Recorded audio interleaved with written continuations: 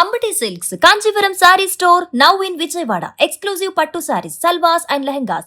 ఒక్క ఓటమి సూపర్ 8లో ఇప్పుడు టీమిండియా భవితవ్యాన్నే మార్చేసింది.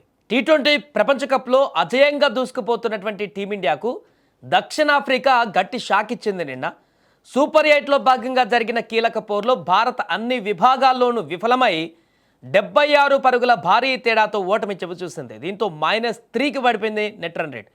టాస్ గెలిచి మొదట బ్యాటింగ్ తీసుకున్నటువంటి దక్షిణాఫ్రికా జట్టు 20 ఓవర్లలో 187 పరుగులు చేసింది. ఒక దశలో 20 పరుగులకే 3 వికెట్లు కోల్పోయి కష్టాల్లో ఉన్నటువంటి దక్షిణాఫ్రికాను మిల్లర్ మరియు బ్రేవిస్ 97 పరుగుల భాగస్వామ్యంతో ఆదుకున్నారు. ఆ భాగస్వామ్యాన్ని బ్రేక్ చేయడానికి ఏ బౌలర్ కూడా పనిచేయకుండా పోయాడు. పూర్తిగా వాళ్ళ ఆధిపత్యం కొనసాగింది. ఆ స్కోరు ముందుకు వెళ్ళిందంటే వారు చేసినటువంటి ఆ భాగస్వామ్యం. ఇక అనంతరం బ్యాటింగ్ ప్రారంభించినటువంటి టీమిండియా కేవలం 111 పరుగులకే కుప్పగూలిపోయింది. ఈ ఓటమితో భారత్ ఓడిపోవడమే కాకుండా నెట్ రన్ రేట్ కూడా భారీగా పడిపోయింది. -3కి వెళ్ళిపోయింది. గెలుపుపైన భారీ అంచనాలతో బరిలోకి దిగినటువంటి అభిమానులకు ఈ ఫలితం తీవ్ర నిరాశను మిగిల్చింది. సఫారీ పేసర్ల నిప్పులు చెరిగేటువంటి బంతులకు భారత బ్యాటర్లు సమాధానం చెప్పలేకపోయారు.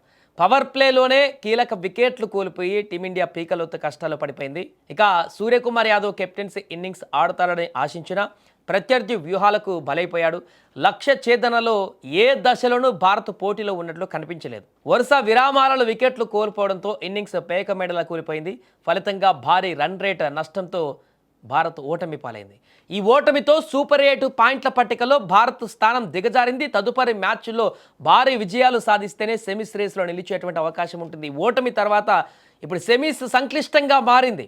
ఎందుకంటే దక్షిణాఫ్రికా ఇప్పుడు మన మీద గెలవడమే కాదు, మిగతా 2 టీంల మీద ఖచ్చితంగా అది గెలవాలి. అండ్ మనం మిగతా 2 మ్యాచ్లలో మంచి రన్ రేట్తో గెలవాలి. లేదంటే సెమీస్ గల్లంతయ్యేటువంటి పరిస్థితి ఉంటుంది. సౌత్ ఆఫ్రికా నెక్స్ట్ ఒక మ్యాచ్ ఓడిపోయిన వెస్టిండీస్, అదేవిధంగా జింబాబ్వే యొక్క వాళ్ళు గెలిచేటువంటి విధానాల మీద ఆధారపడాల్సిన పరిస్థితి ఏర్పడుతుంది. ఒక్క మ్యాచ్ ఓటమి ఎంత ఎఫెక్ట్ పడుతుంది అనేది చూడండి.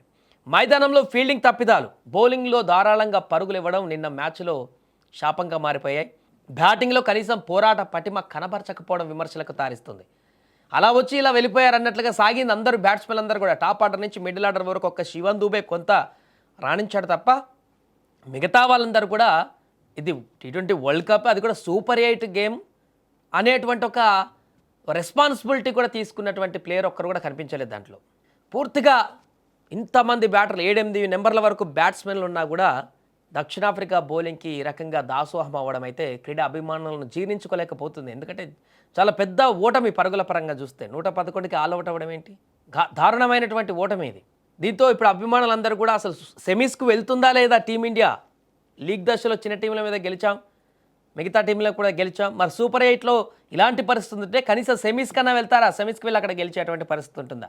పాకిస్తాన్ క్రికెటర్లు పండగే చేసుకుంటున్నారు. ఇప్పుడు జింబాబ్వే మీదనే గెలవదు భారత్ అంటూ చేసినటువంటి కామెంట్స్కి ఈరోజు సౌత్ ఆఫ్రికా మీద ఓటమి మరింత వారికి నవ్వుకోవడానికి ఒక వేదికగా మారింది. ఏదేమైనా ఈ ఒక ఓటమి చాలా చాలా చాలా ఎఫెక్ట్గా మారబోతుంది ఈ గ్రూప్లో. ఎందుకంటే జింబాబ్వే చాలా టఫెస్ట్ టీమ్గా ఉంది. వెస్టిండీస్ అద్భుతమైన బ్యాటింగ్తో దూసుకువెళ్తుంది. సౌత్ ఆఫ్రికా ఆల్రెడీ గెలిచేసింది. సౌత్ ఆఫ్రికా మిగతా 2 జట్ల మీద గెలిచి మనం మిగతా 2 జట్ల మీద వెస్టిండీస్ మీద జింబాబ్వే మీద కనుక గెలవకపోతే సెమీస్కి వెళ్ళేటువంటి అవకాశం లేనే లేదు. గెలవడమే కాదు, నెట్ రన్ రేట్ కూడా పక్కాగా ఉండాల్సిందే. నెట్ రన్ రేట్ ఖచ్చితంగా ఉండాల్సిందే. సౌత్ ఆఫ్రికా కనుక ఈ 2 జట్లలో ఏదో ఒక దాని మీద ఓడిపోతే ఈ -3 నుంచి మళ్ళీ ప్లస్లోకి రావాలంటే ఎన్ని పరుగుల తేడాతో ఈ 2 జట్ల మీద గెలవాలో ఒకసారి ఆలోచించండి. జింబాబ్వే మీద, వెస్టిండీస్ మీద 78 పరుగులతో ఓడిపోయాం కదా, మరలా వాటి మీద 78 పరుగుల తేడా పైన గెలవాల్సిన పరిస్థితి ఉంటుంది. 80-90 పరుగుల తేడాతో గెలవాల్సి ఉంటుంది. లేకుంటే చేజింగ్లో అయితే తక్కువ ఓవర్లో కొట్టాల్సి ఉంటుంది. ఇలాంటి తీవ్రమైనటువంటి ఒత్తిడి ఉంటుంది. కానీ సూపర్ 8లో అంత ఈజీ ఉండవు గేమ్స్. చిన్న జట్ల మీద లీగ్లో కొట్టినంత హెవీగా కొట్టడానికి ఉండదు. చాలా టఫెస్ట్ టీంలే ఉంటాయి. కాబట్టి ఈ యొక్క నిన్న ఓటమి అనేది సంక్లిష్టంగా మారింది. భారత టీం ఇంకా గనక ఈ రకమైనటువంటి ఫెయిల్యూర్తో కొనసాగితే, ముఖ్యంగా ఓపెనర్స్ గురించి మాట్లాడుకుంటే అభిషేక్ శర్మ మరొకసారి విఫలమైపోయాడు. ఇక ఏం చేస్తారో తెలియదు దాని గురించి. కానీ ఈ యొక్క ఓటమి ఇప్పుడు టీమిండియా క్రికెటర్లందరూ కూడా తీవ్ర అసహనానికి గురి చేస్తుంది. ఈ యొక్క ఓటమి నుంచి కంబ్యాక్ అయ్యి మిగతా 2 మ్యాచ్లు అద్భుతంగా ఘన విజయం సాధించి సెమీస్కి వెళ్ళాలంటూ కూడా ఇప్పుడు కోరుకుంటున్నారు.